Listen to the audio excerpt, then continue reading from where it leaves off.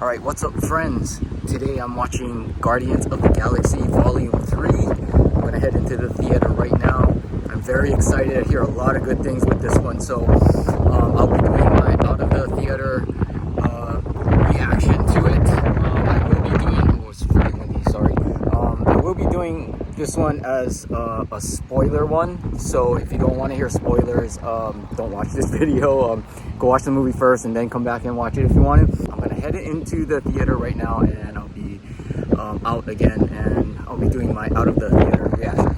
Okay, so I just got out of watching Guardians Volume 3, and it was, what can I say? It was a fun movie. It was a very, very fun movie. I enjoyed it very, very much. I'm gonna have to say, out of all three Guardians movies, I'm gonna have to say this one is probably my favorite. I know a lot of people probably wouldn't say the same, just because they love the first Guardians movie the best. I mean, for sure, each Guardians movie on its own was good on its own. You know, I keep saying Volume 1, which is right, but Part 1 was, you know, what started it all, what got us introduced to the Guardians. So, and story-wise, that one was really, really good. Yeah, I did for sure enjoy Volume 1 very much, but Volume 2 was kind of, it was okay. But then this one for sure is the best for me, in my opinion. Like, you have to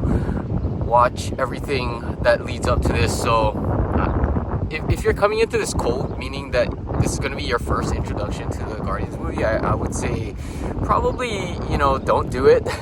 I would probably say do your homework and watch Volume 1, 2, the Christmas special especially. There's a few things in Part 3 that you're going to have to watch the Christmas special in order to catch.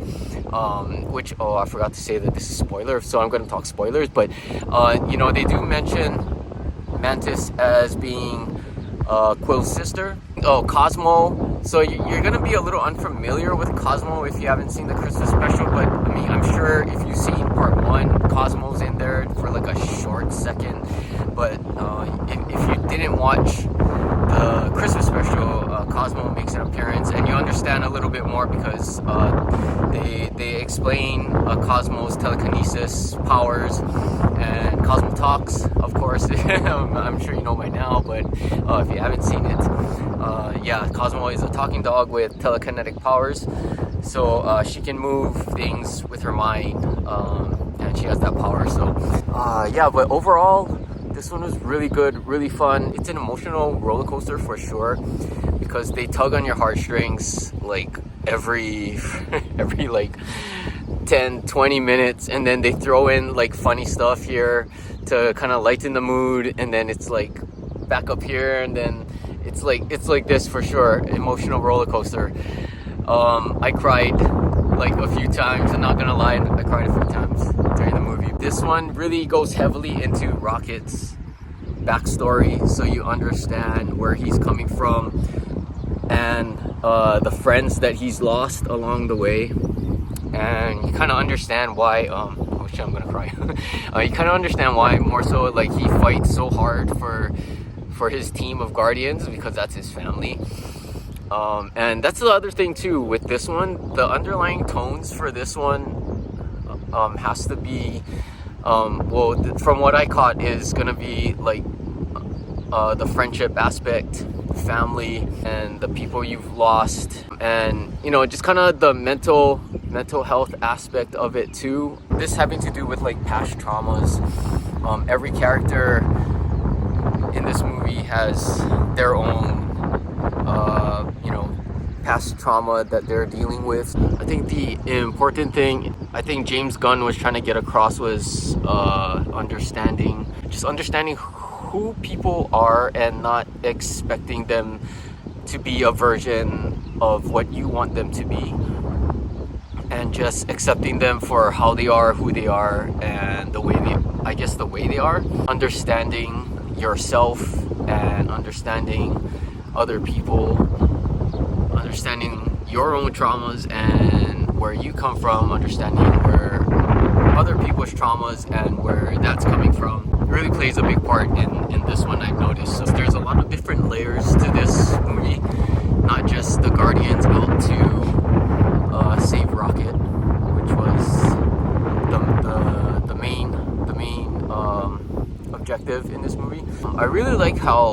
with each Guardians movie, there's a main plot point, and I like how they keep that the pretty much the main focus. And you know, of course, there's other like side things going on here and there, but then they always come back on track to what their main focus and objective is, which was to save Rocket. Adam Warlock. I would have loved to see more of Adam Warlock.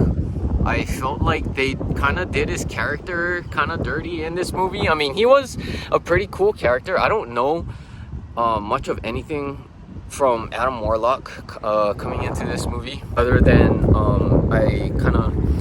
I only know a little bit about him from the comics. Like, I've heard of his name, but I really don't know what his powers were or where he came from and what his deal was. Kind of would have liked to see a little bit more. You see a little bit of it, but they don't really show much. He's not in this movie very much. And I kind of predicted, just based off what we see of Adam Warlock from the trailers, which was like, what, a split half second. You see him in the previews and the trailers for Guardians 3. I figured that he was gonna be one of those where he's kind of like the villain, but not really, and he's gonna kind of help them later on in the storyline, which is you know, spoiler alert, you know, that's what kind of happened. I hope we get to see more of Warlock later on. If you're a huge fan of Adam Warlock, I'm just gonna have to say, like, this is probably gonna be disappointing for you. Like, if you followed his character in the comic books and stuff. I really like Nebula's character. Just being a fan of Nebula's character, I really wanted to see her happy at some point, and you finally get that here. You finally get that in this one. She's grown from the very first time that we've seen her. Her character's evolved, and you can tell that, you know, she's growing. It was just good to see her smile in this movie, because if you notice, if you watch Nebula throughout all the Marvel movies you've seen, you'll see that she's always angry. She's an angry person, and I mean, rightfully so, right? Because she was tortured by Thanos for how long, and he made her into like this cybernetic being. So you know, she's perpetually angry all the time. But it's good to see that she found a family with the Guardians, and she's found you know, love with everyone around her. So she can finally relax and chill and smile and just love and be loved. So I really liked that we get to see Nebula happy in this one. But yeah, overall, I really liked it. Really want to watch it again. And if you're planning on watching it, let me know. If you've already watched it, let me know what you think. Let me know how you liked it, how you enjoyed it, how you liked it overall, how you like the ending. Do you think that we're gonna see any of the Guardians again pop up in any of the other Marvel projects, or do you think you're gonna see the new team of Guardians pop up in any of the Marvel projects? Let me know. Yeah, but that's it. That's all I got for you on this reaction. Let me know what you think down in the comments below, and I'll see you in another video.